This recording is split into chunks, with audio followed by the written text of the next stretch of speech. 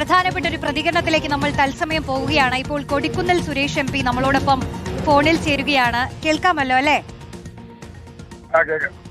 നമ്മൾ ഈ ടിക്കറ്റ് നിരക്കിനെ കുറിച്ചൊക്കെ പറയുമ്പോൾ ഇപ്പോൾ ഓണക്കാലത്ത് നമുക്കറിയാമല്ലോ, മലയാളികൾക്ക് എല്ലാവർക്കും ഒന്ന് വീട്ടിലെത്തണം. കേട്ടില്ല? യെസ്.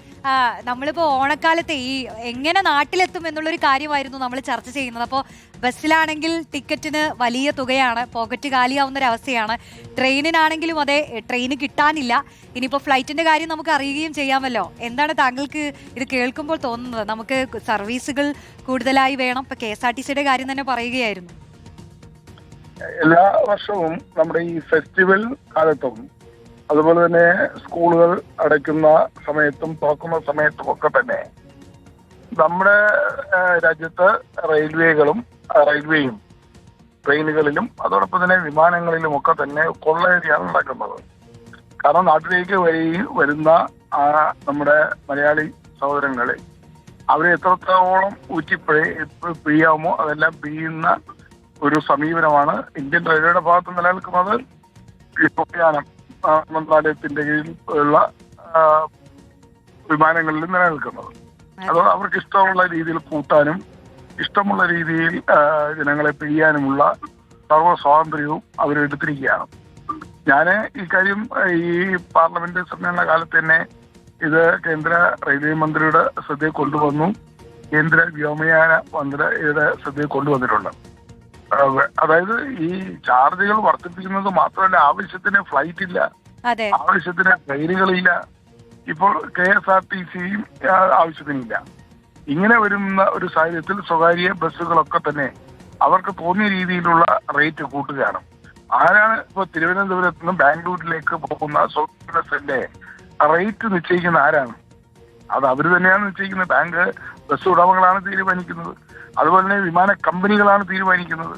ഇപ്പൊ ഇൻഡിഗോ ആയിരുന്നാലും സ്പൈസ് ജെറ്റ് ആയിരുന്നാലും മറ്റ് എയർ ഇന്ത്യ അവര് തീരുമാനിക്കുകയാണ്. ഗവൺമെന്റിന് ഇതിനകത്തൊരു കാര്യമില്ല. അപ്പൊ അവർക്ക് ഇഷ്ടമുള്ള രീതിയിൽ ചാർജ് വർദ്ധിപ്പിക്കാം. അതുപോലെ തന്നെ ആവശ്യത്തിന് വിമാനങ്ങളുണ്ടോ, ഇപ്പം ട്രെയിനുകളുണ്ടോ? ഇല്ല. ഇപ്പൊ നമ്മുടെ മുംബൈ സെക്ടർ ചെയ്യുന്ന ഹൈദരാബാദ് മലയാളികൾ ഏറ്റവും കൂടുതലുള്ള ഗുജറാത്ത് പല ഭാഗത്തു നിന്നും അതുപോലെ നോർത്ത് ഈസ്റ്റ് ഒക്കെ ആയിരക്കണക്കിന് ആളുകളാണ് ഇങ്ങോട്ട് വരെ കാത്തു നിൽക്കുന്നത് ടിക്കറ്റ് ബുക്ക് ചെയ്യുന്നത്. പക്ഷെ ടിക്കറ്റിന് എത്ര തുക വേണമെന്നും കൊടുക്കാം. പക്ഷെ ട്രെയിനുണ്ടോ? ട്രെയിനില്ല. വിമാനങ്ങളുണ്ടോ? വിമാനമില്ല. ബസ് സർവീസ് ഉണ്ടോ? അതുമില്ല.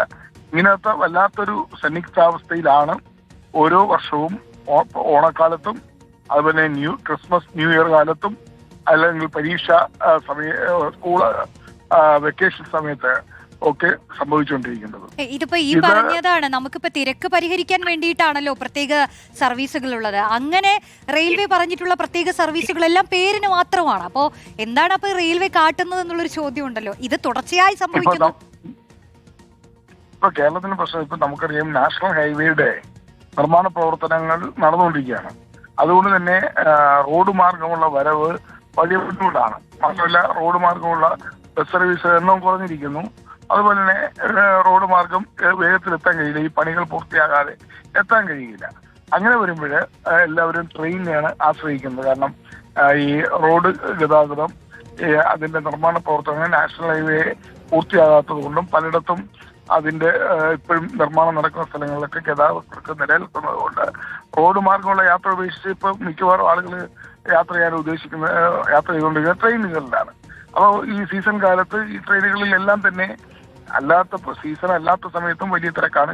ഇപ്പോൾ ഈ ഫെസ്റ്റിവൽ സീസൺ വരുമ്പോൾ അതിന്റെ 4 ഇരട്ടി തിരക്കാണ്.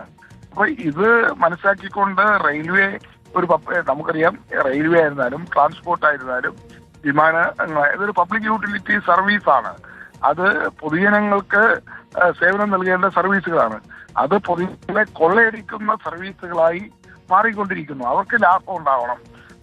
പക്ഷെ യാത്രക്കാരന് എങ്ങനെ ഇത് അഫോർഡ് ചെയ്യും? ഈ വണ്ടിക്കൂലി ഇങ്ങനെ ക്രമാതീതമായി വർദ്ധിപ്പിച്ചാൽ സാധാരണക്കാരായ ആളുകൾ അല്ലെങ്കിൽ വിദേശ രാജ്യങ്ങളായിരുന്നാലും അവിടെ കൂലിപ്പണിയെടുക്കുന്നവർ, ഇവിടെ തുച്ഛമായ ശമ്പളത്തിന് ജോലി ചെയ്യുന്ന ആളുകൾക്ക് എങ്ങനെ ഇത് അഫോർഡ് ചെയ്യാൻ പറ്റും എന്നതിനെ സംബന്ധിച്ച് യാതൊരു ചിന്തയില്ല. എത്രയൊക്കെ കൂട്ടിയാലും ആളുകൾ യാത്ര ചെയ്യും. ആരും ചോദിക്കാനും പറയാനും ഇല്ല. ഗവൺമെന്റിന്റെ ഒന്നും ഒരു ഇടപെടലും ഉണ്ടാകുന്നില്ല എന്നുള്ളത് കൊണ്ട് അവർക്ക് ഇഷ്ടം പോലെ കൂട്ടാനും അവർക്ക് തോന്നിയ പോലെ വണ്ടികൾ ഓടിക്കാനും ഉള്ള ഒരു സാഹചര്യമാണ് ഇന്ന് കേരളത്തിലുള്ളത്. മലയാളികൾ അത് അഭിമുഖീകരിക്കുന്ന ഗുരുതരമായ പ്രശ്നമാണ്. അപ്പൊ അതിന് എന്തായാലും ഞാൻ പൂർണ്ണമായും നിങ്ങളോട് യോജിക്കുന്നു. ഈ വിഷയത്തിൽ ഞങ്ങൾ ജനപ്രതിനിധി നിലയിൽ ഞാൻ റെയിൽവേ മന്ത്രിയായി വിശദമായി ചർച്ച നടത്തിയിരുന്നു. അതോടൊപ്പം തന്നെ നമ്മുടെ വ്യോമയാന മന്ത്രിയുമായി പാർലമെന്റ് സമ്മേളനകാലത്ത് റാം മോഹൻ നായിഡുവായിട്ട് സംസാരിച്ചിരുന്നു. അവരൊക്കെ തന്നെ കൈമലർത്തുന്ന ഒരു സാഹചര്യമാണ് നിലനിൽക്കുന്നത്. എന്തായാലും ഒരു നിങ്ങളുടെ നമ്മുടെ ഈ ജനവികാരം പൂർണ്ണമായും ഉൾക്കൊണ്ടുകൊണ്ട് തന്നെ ഈ കാര്യങ്ങൾ വീണ്ടും മന്ത്രി തലത്തിൽ ചർച്ച ചെയ്യുന്നതിന് അതോടൊപ്പം തന്നെ ഈ യാത്രക്കാർ നേരിടുന്ന ഗുരുതരമായ ഈ പ്രതിസന്ധിയും പ്രശ്നങ്ങളും ശ്രദ്ധയിൽ കൊണ്ടുവരാൻ ശ്രമിക്കുന്നതാണ്. Okay, thank you so much. നമ്മളോട് ഈ വിഷയത്തിൽ സംസാരിച്ചതിന് ശ്രീ കൊടിക്കുന്നിൽ MP ആണ് നമ്മളോട് ഇപ്പോൾ സംസാരിച്ചത്. അദ്ദേഹം ഇത് ഈ റെയിൽവേയുടെ ഭാഗത്തുനിന്ന് സംഭവിക്കുന്ന വീഴ്ചകൾ കാരണം അത് ഒരു പരിഗണനയിലും ഈ യാത്രക്കാരെ സംബന്ധിച്ച് അവരുടെ പോക്കറ്റ് കാലിയാവുന്ന തരത്തിലുള്ള നിരക്കുകളാണ്. ഇനി അത് നൽകാമെന്ന് വെച്ചാൽ തന്നെ കൃത്യമായി സർവീസുകൾ, സ്പെഷ്യലായി ഓടുന്ന സർവീസുകൾ ഉണ്ടോ എന്ന് ചോദിച്ചാൽ ആ ചോദ്യത്തിനും അവർ കൈമലർത്തുന്നു എന്നാണ് MP തന്നെ ഇപ്പോൾ പറയുന്നത്. അപ്പോൾ ഈ വിഷയം എന്തായാലും അവരുടെ ശ്രദ്ധയിൽ കൊണ്ടുവന്നിട്ടുണ്ട്. കൂടുതലും കാര്യങ്ങൾക്ക് വേണ്ടി ശ്രമിക്കുമെന്നാണ് അദ്ദേഹം പറഞ്ഞത്. നോക്കൂ, ഈ ഓണക്കാലത്ത് പ്രധാന നഗരങ്ങളിൽ നിന്ന് കേരളത്തിലേക്ക് ട്രെയിൻ ടിക്കറ്റുകൾ കിട്ടാനില്ല എന്നുള്ളതാണ്